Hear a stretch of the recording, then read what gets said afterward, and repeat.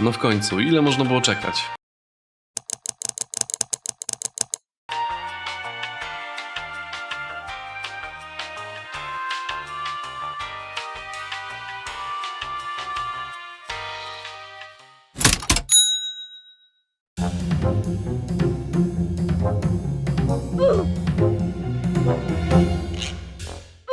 A, no tak.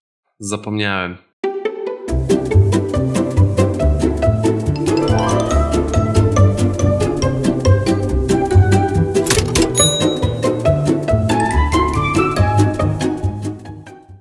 Od razu lepiej. Teraz można grać.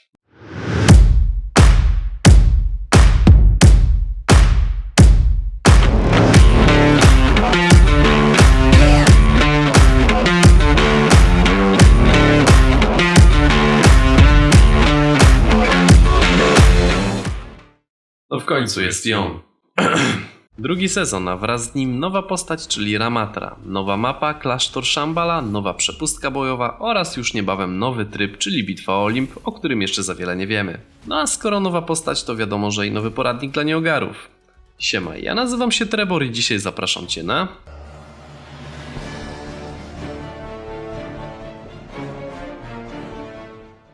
Zanim omówimy sobie Ramatrę, to zobaczmy, co jeszcze przygotował dla nas Blizzard na sezon drugi.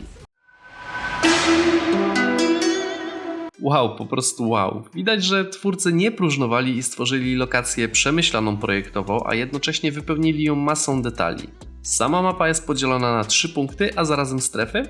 I zaczynamy w części miastowej, w której znajdziemy knajpę, hotel czy herbaciarnię. Potem przechodzimy do strefy górniczej, po której widać już konflikt pomiędzy omnikami a ludźmi, choćby w postaci plakatów w kantynie. Ostatnia strefa to już faktyczne wejście do świątyni, które wygląda, no cóż, jak wejście do górskiej świątyni, czyli w sumie spoko. Na końcu lokacji znajduje się przejście do innej mapy znanej z gry, czyli Nepal. Abstrahując od wyglądu mapy, bo ten może się podobać lub nie, to całość jest wypełniona masą przejść, więc fani flankowania będą zadowoleni. Przepustka jaka jest, taka jest i nie mnie to oceniać, ale jeśli chodzi o samą zawartość, to są w niej oczywiście elementy kosmetyczne, a skoro sezon drugi stoi mitologią, to i niektóre skórki też są tematyczne. W każdym razie, jedne są lepsze, inne gorsze, ale są wśród nich naprawdę kozackie. Spójrzcie tylko na tego Ramatrę, Farę albo królową Junkertown. Rewelacja. Możecie się ze mną nie zgodzić, ale moim zdaniem Blizzard robi jedne z najlepszych skinów w grach, jakie widziałem.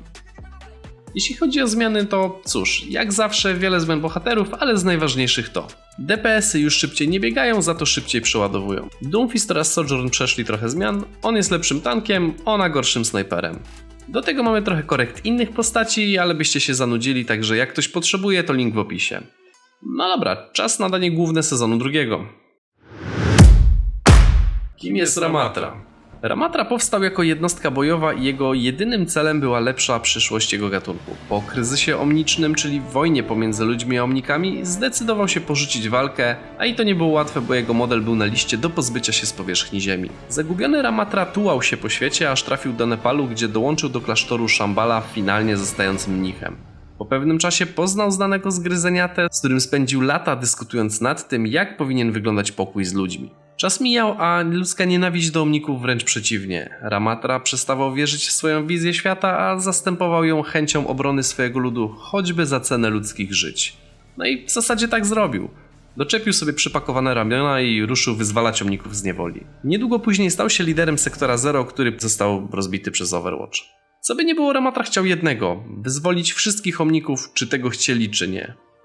Skoro wiemy już, kim jest najnowszy tank w grze, nauczmy się nim grać. Zacznijmy od tego, że Ramatra ma dwie formy, pomiędzy którymi będziecie się przełączać. Omnik oraz Nemesis. Jako Omnik jego główną bronią jest... Akcelerator otchłani. Kurczę, ale mrocznie. Zresztą każdy jego skill ma mega groźną nazwę, sami zobaczycie. Akcelerator to taki strumień z kija, jakkolwiek dziwnie to nie brzmi. Ramatra przechyla swoją laskę, po czym wystrzeliwuje z niej strumień pocisków. Pomimo tego, że lecą one naprawdę szybko, to broń nie jest hitscanem i jeśli strzelasz dalej niż na kilka metrów, to musisz w miarę przewidywać ruch wroga tak, aby ten strumień trafił. Jest to łatwe i trudne zarazem. W tanku, w sianie tym praktycznie jest bezproblemowe, ale z DPS-ami jest już trochę gorzej. chyba że na naprawdę daleki dystans. Co ważne, strumień w żadnym momencie nie opada, więc jesteś w stanie dokuczać wdowie na drugim końcu mapy. No w końcu jak jest wpatrzona w lunetę, to za wiele się nie rusza. Co więcej, łatwo zabezpieczyć też kąty tak, aby healer czy DPS miał problem, żeby wyżyć za rogu. Obrażenia same w sobie są zaskakująco wysokie, więc nawet jeśli nie będziesz robił eliminacji, to i tak jesteś w stanie wywierać na przeciwniku sporą presję. Lecimy dalej. Bariera otchłani to tarcza. Tak, Ramatra jest shield tankiem i to całkiem niezłym. Na pierwszy rzut oka tarcza wygląda podobnie do tej, którą tworzy Sigma, ale polecam szybko pozbyć się tego wrażenia. Po pierwsze, tarczę stawia się podobnie do ściany Mei, aczkolwiek nie można jej obracać. Po drugie, zawsze przylega ona do ziemi, przez co np. Ultraina nie ma prawa cię przez nią trafić. Po trzecie, ściana powstaje w ułamku sekundy na dowolnym, dość długim dystansie, więc jesteś w stanie postawić ją na twarzy ultującego Cassidiego, możesz zablokować wrogą wdowę albo choćby odciąć wrogą Anę od jej tanka. Na polu bitwy blokuje cię jedynie kreatywność. Sama tarcza ma 1000 punktów wytrzymałości, czyli nie mało i dobrze, bo sam Ramatra jakiegoś ogromnego paska życia też nie ma. Z ciekawostek to nie da się tarczy umieścić w powietrzu, chyba że postawisz ją na ścianie Mei. Kolejną umiejętnością Ramatry jest wściekły wir to granat, który po zetknięciu z podłożem tworzy zadające obrażenia pole siłowe, które, uwaga, przyciąga do ziemi oraz spowalnia. Tak, przyciąga nawet postacie, które są dość wysoko nad ziemią i może was teraz zaskoczę, ale nie jest to jakaś fantastyczna właściwość. Sam rzut przypomina rzut kamyczkiem, który nie wiadomo ile waży, nie wiadomo gdzie dokładnie poleci i do tego wir dość łatwo odbija się od ściany. Tutaj protip. Zazwyczaj po odbiciu od ściany wytraca swoją energię i mam na myśli to, że dość łatwo rzucić go pod ścianę, ale wszędzie indziej już trochę gorzej. Zwłaszcza jeśli patrzymy w górę, chcąc ściągnąć na przykład farę z nieba. Także nie staraj się na siłę rzucać wiru pod postacie latające. Realnie najważniejszą właściwością jest spowolnienie, które będzie solą w oku każdej postaci z małym paskiem życia. Lucio, Smuga, Genji i tak dalej, oni cię znienawidzą. Wir ma także znaczenie, jak przełączymy się na drugą formę, czyli chowamy laskę i na chwilę wyjmujemy dodatkową parę rąk służących do aplikowania piąchopiryny wprost do gardeł naszych oponentów. Spójrzcie tylko na niego, no w życiu nie będziecie tacy wyluzowani spuszczając łomot. Podczas transformacji Ramatra otrzymuje też bonus do pancerza, co potrafi uratować go w wielu sytuacjach. Kiedy na przykład uciekacie i wasz pasek HP gwałtownie leci w dół, a nie macie tarczy, no to może warto zmienić się tylko dla samego bonusu. Po transformacji zmieniają nam się też dwie umiejętności. Zamiast laski mamy pięści, które zadają 50 punktów obrażeń oraz przebijają się przez tarcze oraz wrogów. Wyobraź sobie, że przeciwnika trafia bardziej fala energii około metra dalej aniżeli faktyczna pięść. Skill jest rewelacyjny do wszelkiej maści dobijania czy wywierania presji. Rain podnosi tarczę i zaczyna się cofać. Ojej! Ale shieldy to jedna sprawa. Każda postać do 200 HP raczej będzie uważać. 4 piąchy i nara. No, często bywają sytuacje, w których ktoś na resztce HP dosłownie zaraz zniknie za rogiem. Także szybka transformacja, piącha w nery i nara. Super szybki dobijacz. Wiecie kiedy jest jeszcze szybszy? Z ultem Kiriko. To combo jest wręcz niedorzecznie dobre. Spójrzcie tylko sami na te ciosy.